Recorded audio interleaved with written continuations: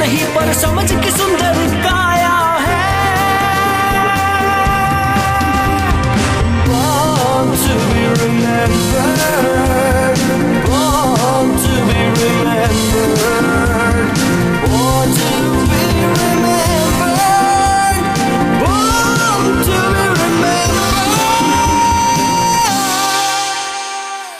दोस्तों, स्वागत है आपका कार्यक्रम बॉर्न टू बी रिमेम्बर्ड में। मैं हूं संदीप भट्ट और रोज की तरह हाजिर हूं फिर से एक बार, आज भी कई पर्सनैलिटीज के बारे में बहुत सारी जानकारियों को लेकर।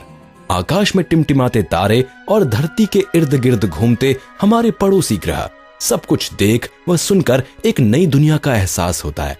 वैसे दोस्तों, आप हमारे सौर मंडल के सदस्य यूरेनस से तो वाकिफ ही होंगे। बहुत ही अजीब ग्रह है ये। सूर्य से अगर इसकी स्थिति के बारे में बात करें तो ये 7वें नंबर पर आता है, और अगर इसकी संरचना के बारे में बात की जाए तो ये एक बेहद ही ठंडा ग्रह है। यहाँ का न्यूनतम तापमान -224.2 डिग्री सेंटीग्रेड तक है। इसीलिए तो वैज्ञानिक इसे आइस जायंट का दर्जा देते हैं। यूरेनस के वायुमंडल में बादलों की जटिल संरचना देखने को मिलती है। ये बादल कई परतों में बटे हुए हैं। इनकी ऊपरी परतों में मीथेन, जबकि निचली परतों में पानी की मौजूदगी की उम्मीद जताई गई है। यूरेनस का भीतरी भाग बर्फ और चट्टानों से मिलकर बना हुआ है। दोस्तों, ये यूरेनस से जुड़ी कुछ आम बातें थीं, लेकिन जैसे जैसे हम इसके रासायनिक व भौतिक गुणों के बारे में जानेंगे, इसकी बनावट से जुड़ी बहुत सी खास बातें हमें पता चलेंगी। आज शायद यूरेनस ही नहीं बल्कि ज्यादातर ग्रहों की संरचना का पता विज्ञान जगत में लगाया जा चुका है, लेकिन हम तक ये जानकारी जितनी आसानी से पहुंचती है, दरअसल उसके पीछे किसी के लंबे प्रयासों का योगदान शामिल होता है। अब आप सोच रहे होंगे कि मैं आपसे सिर्फ यूरेनस के बारे में ही बातें क्यों कर रहा हूं। तो दोस्तों, इसका जवाब ये है कि आज जिस यूरेनस को हम इतना करीब से जान पाए हैं, वो सब इसे खोजने वाले खगोल वैज्ञानिक विलियम हर्शल के कारण ही संभव हुआ। और इस महान वैज्ञानिक का जन्म आज ही के दिन हुआ था। हर्शल ने हमें न सिर्फ हमारे सौर मंडल के एक सदस्य से वाकिफ करवाया, बल्कि उसके 2 उपग्रहों टाइटेनिया और ओबेरोन की जानकारी भी हम तक पहुंचाई। During the late 1700s, William Herschel made systematic and methodical observations of the night sky that would forever change the way the world sees the heavens. He discovers a planet, the planet Uranus. With this discovery and his organized observations, some believe Herschel is the father of modern astronomy.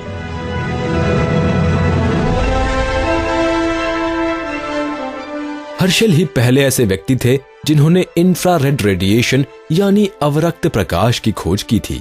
वैसे दोस्तों, एक वैज्ञानिक के लिए विज्ञान से जुड़ी खोज करना तो समझ में आता है, लेकिन संगीत के क्षेत्र में भी उसे लोग जाने, ऐसा तो बहुत रेयर ही होता है ना? दरअसल हर्शल को म्यूजिक कॉम्पोजिशन के लिए भी पहचाना जाता है। Herschel is a musician. He's a clarinet player, he's an impresario, he's a composer, he's an organist. Herschel का पूरा नाम सर फेडरिक विलियम हर्शल है। इनका जन्म जर्मनी में हुआ था, लेकिन इन्हें एक ब्रिटिश खगोल वैज्ञानिक के तौर पर ही पहचाना जाता है।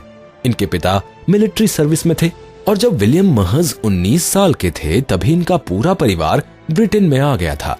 संगीत के प्रति हर्शल के प्रेम ने ही इन्हें गणित और लेंसों की तरफ आकर्षित किया। इंग्लिश खगोल वैज्ञानिक रॉयल नेविल मास्कलिन से मिलने के पश्चात इनका झुकाव खगोल विज्ञान की तरफ होने लगा और फिर उन्होंने अपना खुद का रिफ्लेक्टिंग टेलीस्कोप बनाना शुरू कर दिया। दिन में तकरीबन 16 घंटे हर्शल अपने टेलीस्कोप के लेंस की रंगाई और घिसाई में लगाते थे। मई 1773 से इन्होंने आकाश में घूमते ग्रहों को देखना शुरू कर दिया था। 1 मार्च 1774 को शनि ग्रह के छल्लों से जुड़ी अपनी खोज के आधार पर हर्शल ने एस्ट्रोनॉमिकल जर्नल की शुरुआत की। अपने घर के मैदान से ही इन्होंने 6.2 इंच अपर्चर वाले न्यूटोनियन टेलीस्कोप की मदद से आकाश में घूमते तारों की स्थिति और उसकी गति पर नजर रखना आरंभ कर दिया था। देखते ही देखते उन्होंने उम्मीद से भी ज्यादा बाइनरी व मल्टीपल स्टार्स खोज निकाले।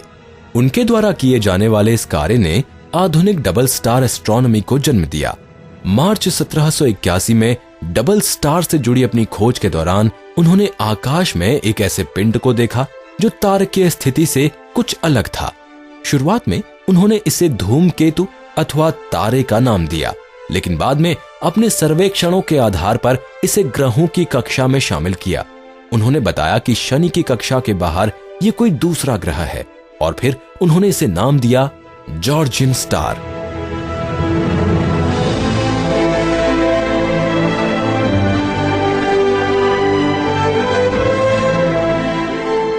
ब्रिटिश राज को यह नाम सही नहीं लगा और उन्होंने इसे बदलने का निश्चय किया। इसके बाद जब तक इस ग्रह को यूरेनस नाम नहीं मिला, इसे हर्शल के नाम से ही जाना गया। इस खोज की सबसे मजेदार बात यह रही कि यूरेनस पहला ऐसा ग्रह था जिसे किसी टेलीस्कोप की मदद से खोजा गया था। जिस टेलीस्कोप से हर्शल ने यूरेनस की खोज की थी वो आज भी लंदन म्यूजियम में रखा हुआ है। इन सभी उपलब्धियों के बाद भी हर्शल ने अपने टेलीस्कोप बनाने के कार्य को जारी रखा और तकरीबन 60 रिफ्लेक्टर लेंस दुनिया भर में बेचे। और दोस्तों, मजेदार बात यह भी है कि जिस एस्टेरॉयड शब्द का प्रयोग आज खगोल वैज्ञानिक करते हैं वो हर्शल की ही देन है। ये ऐसे पिंड हैं जो आकार में तो ग्रह के बराबर हो सकते हैं, लेकिन इनकी संरचना ग्रहों से कुछ अलग होती है। अपने जिस घर से उन्होंने यूरेनस की खोज की थी, आज वहां हर्शल म्यूजियम ऑफ एस्ट्रोनॉमी बन गया है। विलियम हर्शल को उनकी जयंती पर समस्त खगोल विज्ञान जगत और हमारी पूरी टीम की ओर से हार्दिक श्रद्धांजलि।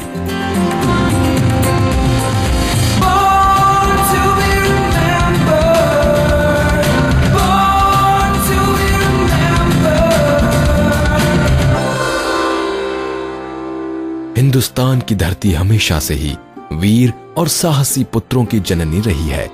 यहाँ कई ऐसे क्रांतिकारियों ने जन्म लिया है जिनके शौर्य के आगे ब्रिटिश हुकूमत को झुकना पड़ा और साथ ही अपनी हार भी स्वीकार करनी पड़ी। आज ही के दिन सन 1875 में झारखंड की धरती पर एक ऐसे ही वीर पुत्र ने जन्म लिया था जिन्हें आज भी आदिवासी प्रजाति में भगवान का दर्जा दिया जाता है। वैसे उन्हें ये दर्जा देने के पीछे एक बहुत बड़ी वजह भी शामिल है। दरअसल इन्होंने 25 वर्ष की अल्पायु में ही समाज के बड़े वर्ग को संगठित करके एक ऐसे आंदोलन की नींव रखी जिसने आजादी की जंग में खास भूमिका निभाई। इन्होंने आदिवासी समाज को एकता के बंधन में बांधकर दमन के खिलाफ आवाज बुलंद की। दोस्तों, ये शख्स कोई और नहीं बल्कि झारखंड को एकजुट करने वाले बिरसा मुंडा है।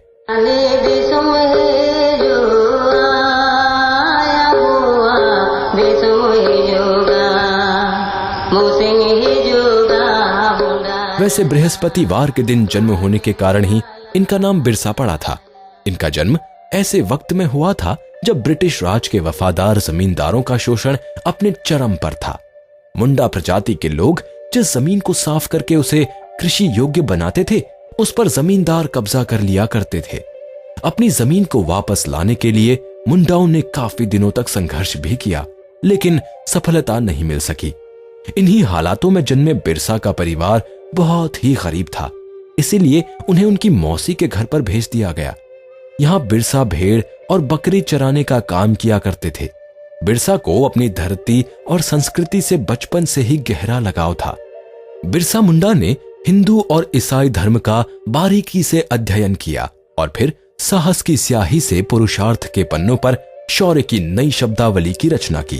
अपने ज्ञान के आधार पर बिरसा इस निष्कर्ष पर पहुंचे कि आदिवासी समाज का दमन हो रहा है और उन्होंने आदिवासियों को शोषण से मुक्त कराने के लिए उसे 3 स्तर पर संगठित करने का प्रयास किया। पहला सामाजिक स्तर, दूसरा आर्थिक स्तर और तीसरा राजनीतिक स्तर पर। धीरे धीरे बिरसा आदिवासियों के उत्थान के लिए राजनीति में नजर आने लगे। आए दिन जमींदारों और मुंडा सरकार के बीच झड़प होती रहती थी और इसी दौर ने बिरसा के भीतर स्वाभिमान की अलख जलाने में मदद की।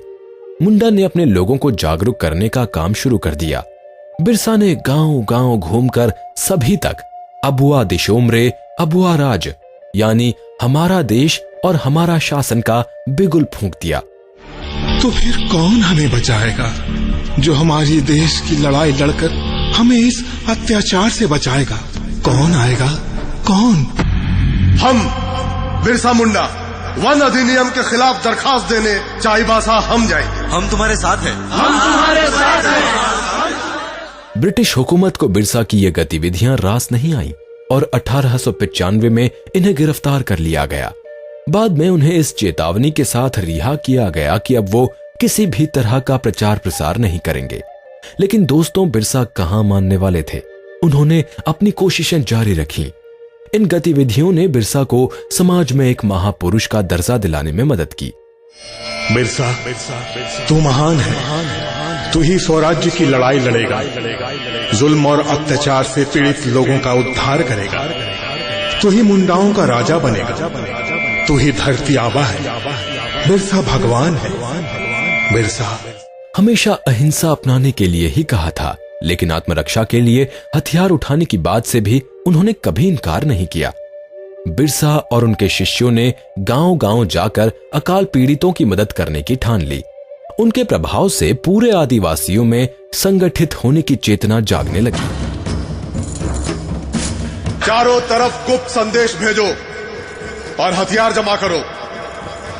ये फिरंगी साए, जमींदार, ठेकेदार सब इकट्ठा होगा एक कई जगह। बस वही दिन हम उन पर पहला आक्रमण करेंगे। बसिया, कालोबीरा, मानो, लोहरदगा, खूंटी, रांची सब एक का हिस्सा जल उठेगा। हर जुल्म, शोषण और अत्याचार के खिलाफ हम उलगुलान का आह्वान करते हैं।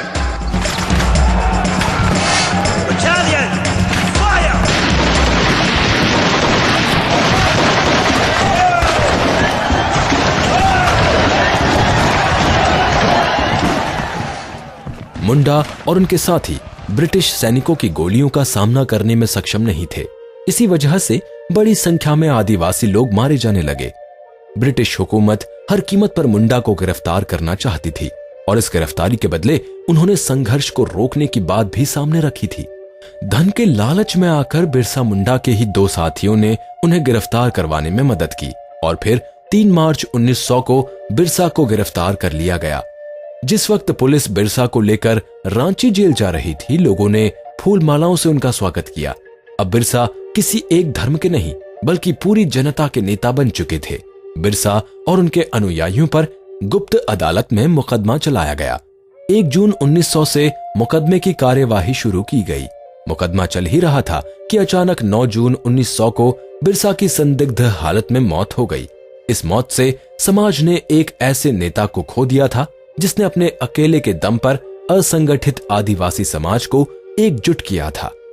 अपनी शहादत के इतने सालों बाद भी बिरसा मुंडा भारतीय इतिहास के एक ऐसे नायक हैं जिन्होंने आदिवासी समाज की दिशा और दशा बदलकर नए सामाजिक एवं राजनैतिक युग का सूत्रपात किया। लोकगीतों और जातीय साहित्य में आज भी जीवंत रहने वाले बिरसा मुंडा को हमारी पूरी टीम की ओर से सच्ची श्रद्धांजलि।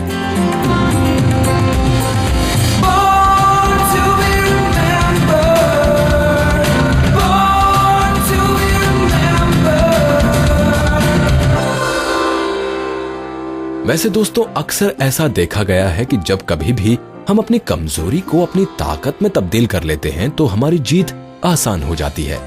इस बात का एक सच्चा उदाहरण है आज ही के दिन 1876 में बलिया जिले में जन्मे गणेश प्रसाद, जिन्हें हिंदुस्तान में फादर ऑफ मैथमेटिकल रिसर्च यानी गणित अनुसंधान के जनक के रूप में भी पहचाना जाता है। जिस वक्त गणेश प्रसाद ने 5वीं कक्षा की परीक्षा दी थी, उस वक्त वो गणित विषय में ही अनुत्तीर्ण हुए थे। इस बात का असर गणेश जी पर इतना गहरा हुआ कि उन्होंने दिन रात गणित को ही अपनी ताकत बनाने में लगा दिया और फिर प्रवेश परीक्षा में प्रथम श्रेणी में उत्तीर्ण हुए।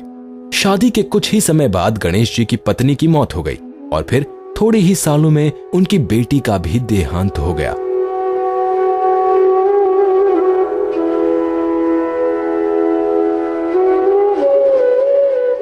गणेश जी अपनी बेटी को प्राणों से भी अधिक चाहते थे। लेकिन जिस दिन उनकी बेटी की मृत्यु हुई, उसके अगले ही दिन गणेश जी की गणित की परीक्षा थी। उन्होंने अपनी भावनाओं को काबू में रखते हुए विश्वविद्यालय की परीक्षा दी और वो परीक्षा प्रथम श्रेणी में उत्तीर्ण की। अब गणेश जी के जीवन में उनका घर परिवार, सुख दुख, सब कुछ गणित ही था, जो उनके जीते जी हमेशा उनकी पहचान बनकर रहा। भारत सरकार की तरफ से मिली स्कॉलरशिप के आधार पर गणेश जी को कैम्ब्रिज जाकर गणित में उच्च शिक्षा प्राप्त करने का मौका मिला। वहां पर भी उन्होंने सभी को अपने गणितीय कौशल से आश्चर्यचकित कर दिया था। 5 सालों तक विदेश में रहने के बाद गणेश वर्ष 1904 में भारत वापस लौटे और इलाहाबाद के मीर सेंटर कॉलेज में सहायक प्रोफेसर के पद पर नियुक्त किए गए।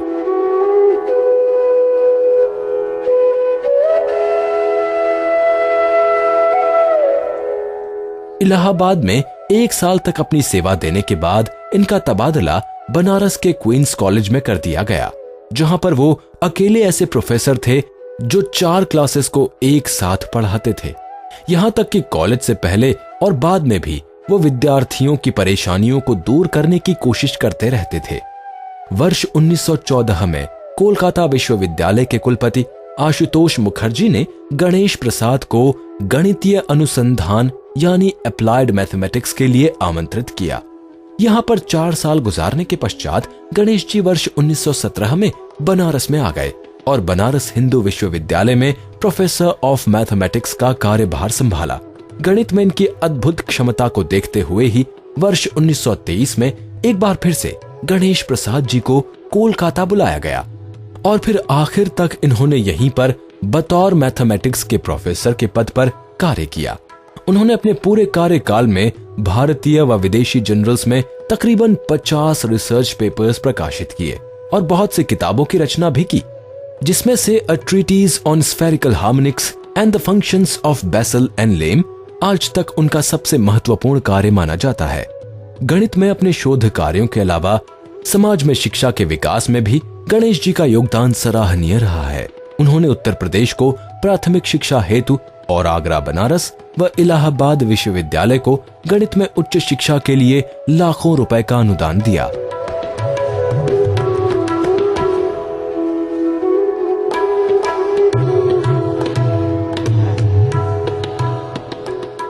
गणित के अलावा डॉक्टर प्रसाद हिंदी के भी एक बड़े भक्त थे और इसीलिए उन्होंने विश्वविद्यालयों में हिंदी की दशा व दिशा तय करने में महत्वपूर्ण कार्य किए। डॉक्टर गणेश प्रसाद का जीवन सादा जीवन उच्च विचार को बयां करता है। उन्होंने हमेशा ही अपने आप को अनुशासित रखने का प्रयास किया। समय से काम करने की उनकी आदत हमेशा सर्वश्रेष्ठ रही।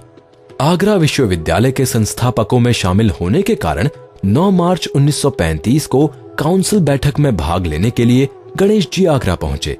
बैठक के दौरान हुए वाद विवाद के बाद शाम को इन्हें मस्तिष्क आघात का दौरा पड़ा और फिर हमने हमेशा के लिए गणित के इस उपासक को खो दिया। आज प्रसाद जी की जयंती पर बॉर्न टू बी रिमेम्बर्ड की पूरी टीम की ओर से उन्हें सच्ची श्रद्धांजलि।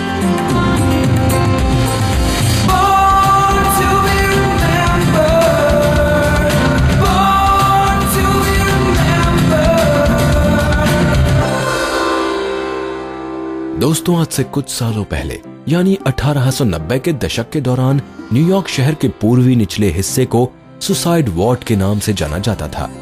स्वास्थ्य विशेषज्ञों के मुताबिक डायरिया व टाइफाइड की वजह से वहां हर साल हजारों बच्चे मौत के आंचल में दम तोड़ देते थे। शहर का हर तीसरा बच्चा अपने 5वें जन्मदिन से पहले ही मौत की आगोश में चला जाता था। सभी माएं परेशान थीं, कोई रास्ता नजर नहीं आ रहा था। तभी अचानक वर्ष 1911 के दौरान बच्चों की इस मृत्यु दर में कमी आना शुरू हो गई और न्यूयॉर्क टाइम्स की एक रिपोर्ट ने शहर को धरती पर सबसे अधिक स्वस्थ बताया। दोस्तों, ये कोई कुदरत का करिश्मा नहीं, बल्कि एक ऐसी महिला के ज्ञान का कमाल था जिसने इस बीमारी को जड़ से खत्म करने का तरीका इजाद किया था। वो कोई और नहीं बल्कि एक जानी मानी physician doctor S Josephine baker थी।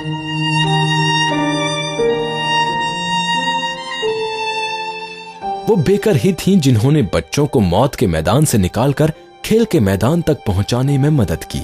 उस वक्त शहर के करीब 90,000 बच्चों की जान बचाने का श्रेय आज ही के दिन वर्ष 1873 में जन्मी बेकर को दिया गया।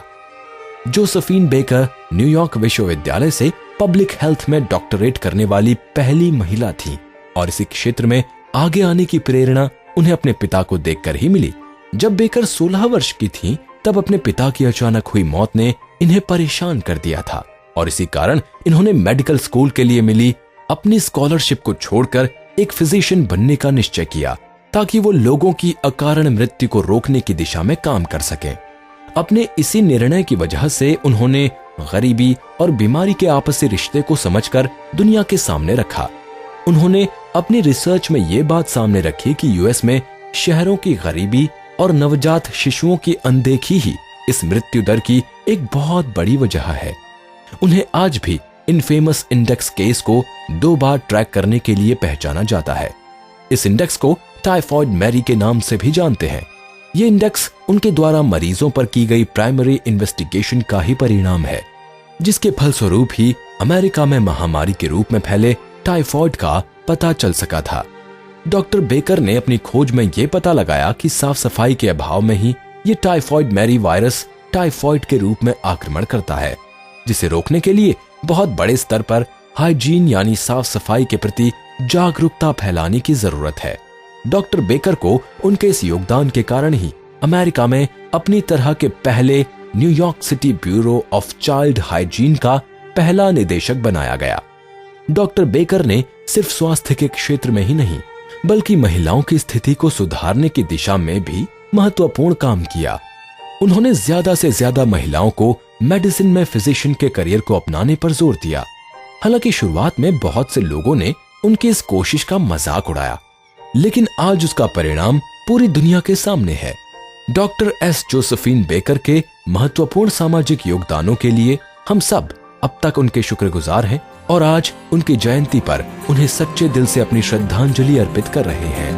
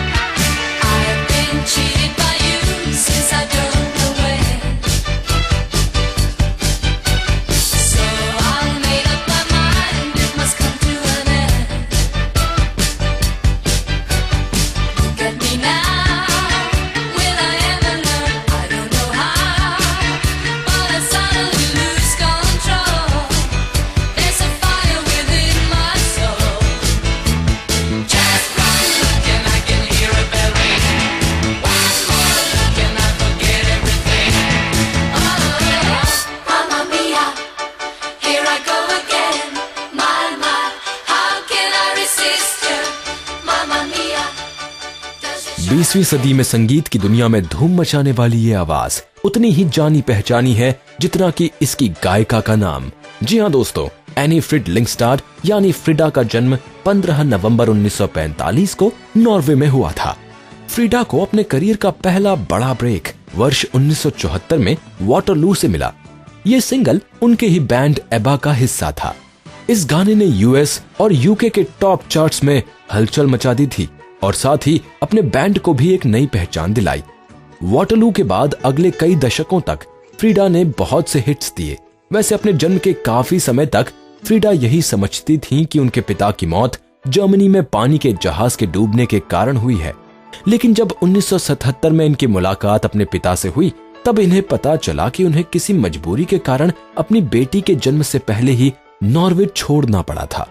दोस्तों, अपने पिता से फ्रिडा की यह मुलाकात उस वक्त हुई जब उनका बैंड एबा बुलंदियों पर था और तब फ्रिडा ने अपनी भावनाएं कुछ इस तरह से बयां की कि अगर मैं एक बच्ची होती तो शायद समय कुछ अलग होता, लेकिन 32 साल की उम्र में अचानक से पिता को स्वीकार करना काफी मुश्किल है। मैं चाहकर भी उनसे उस भावना के साथ नहीं जुड़ सकती जो एक बच्चे की अपने पिता के साथ होती है।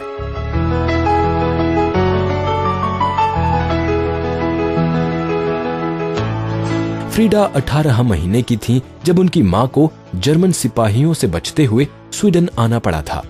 लेकिन कुछ ही समय बाद उनकी माँ भी अपनी बेटी को उनकी नानी के पास छोड़कर हमेशा हमेशा के लिए मौत की नींद में सो गई।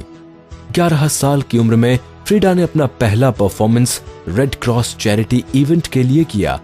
13 साल की उम्र में इन्हें वहीं के एक लोकल डांस बैंड ने बतौर सिंगर अपने साथ रख लिया। अगले 8 सालों तक फ्रीडा ने कई डांस ग्रुप्स के लिए परफॉर्म किया। 1969 में फ्रीडा की मुलाकात बेनी एंडरसन से हुई। एंडरसन उस वक्त एक नामी गिरामी बैंड के कीबोर्डिस्ट थे। उन्होंने फ्रीडा के साथ मिलकर एबा बैंड की शुरुआत की। इस बैंड का नाम इन्हीं के नामों के पहले लेटर्स को मिलाकर रखा गया था। इस बैंड ने अपनी पहली हिट परफॉर्मेंस वाटरलू के बाद अगले 7 सालों तक SOS, आई डू और मामा मिया जैसी कई हिट परफॉर्मेंसेस दी, जो कि पूरे यूरोप, ऑस्ट्रेलिया व US में बहुत ही पॉपुलर रही। एबा के 1976 में आए एल्बम का single dancing queen US chart में नंबर 1 पर पहुंचा था।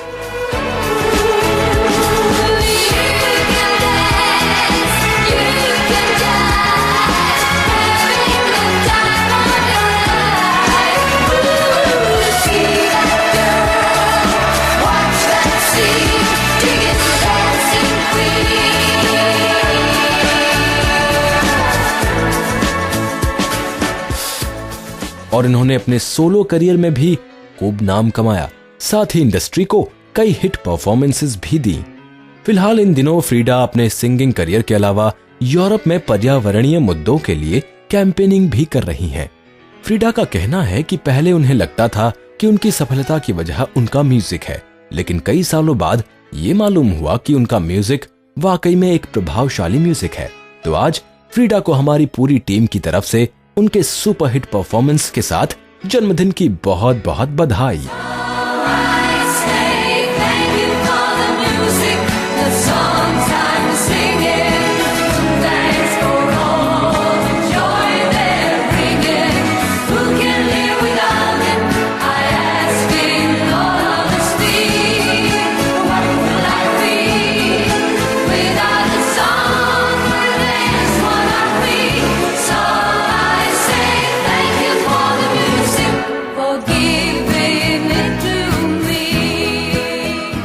और श्रोताओं, आज के इस एपिसोड को अब यहीं पर समाप्त करने की दीजिए मुझे अनुमति।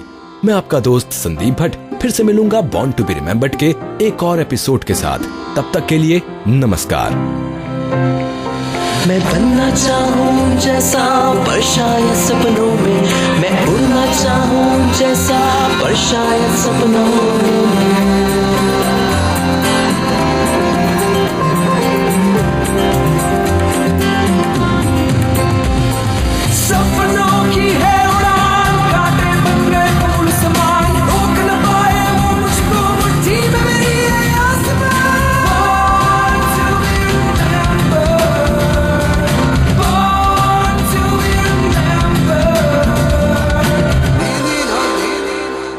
इस कार्यक्रम के कार्यकारी निर्माता जैनेंद्र सिंह,